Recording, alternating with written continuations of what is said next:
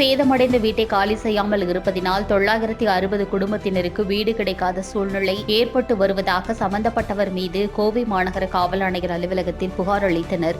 கோவை சிங்காநல்லூர் உப்பிலிப்பாளையம் உழவர் சந்தை பின்புறம் பகுதியில் உள்ள தமிழ்நாடு வீட்டுவசதி வாரிய குடியிருப்பில் 960 அடுக்குமாடி குடியிருப்புகள் இடிந்து சிதலமடைந்த நிலையில் குடியிருப்பு வாசிகள் குடியிருப்புகளை காலி செய்தனர். இந்நிலையில் குடியிருக்கும் வீட்டை 6 பேர் தாமதம் செய்து வருவதாக கூறி சிங்காநல்லூர் வீட்டுவசதி வாரிய வீட்டு உரிமையாளர்கள் ஒருங்கிணைந்த மறு கட்டமைப்பிற்கான நடவடிக்கை கூட்டுக்குழு சார்பாக கோவை மாநகர காவல் ஆணையர் அலுவலகத்தில் புகார் அளித்தனர்.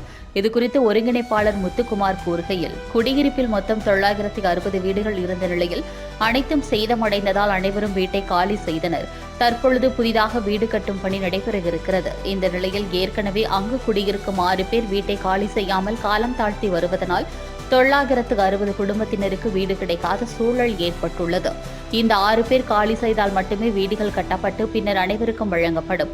ஆனால் இவர்கள் காலி செய்ய மறுப்பதாகவும் இவர்கள் மீது நடவடிக்கை எடுக்க வேண்டும் என்றும் கோவை மாநகர் காவல் ஆணையரை வலியுறுத்தினர். இதனால் இரவு நேரத்தில் அந்த பகுதியில் சமூக விரோதி கூடாரமாக மாறி வருவதாகவும் வீடுகளை அப்புறப்படுத்தினால் மட்டுமே சமூக விரோத செயல்களை தடுக்க முடியும் என்றும் கோரிக்கை விடுத்தனர்.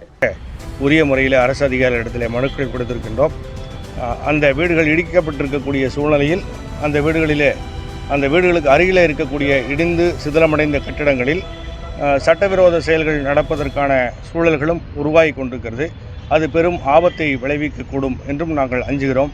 எனவே இந்த 6 வீட்டு உரிமையாளர்கள் அந்த இடத்தை ஒப்படைத்தார்களானால் தொடர்ந்து அந்த திட்டத்தை மிக சிறப்பாக செய்வதற்கான ஏற்பாடுகள் நடக்கும். ஏறத்தாழ 948 உரிமையாளர்கள் வீட்டு வாடகை கூட கொடுக்க முடியாமல் மிகவும் சிரமத்தில் இருந்து கொண்டிருக்கிறார்கள். அவர்களுக்கு உரிய தீர்வுகளை காண வேண்டும் என்பதற்காக அடுத்த கட்ட நடவடிக்கைகளுக்காக நாங்கள் அதிகாரிகளை சந்தித்து உரிய மனுக்களை கொடுத்திருக்கிறோம்.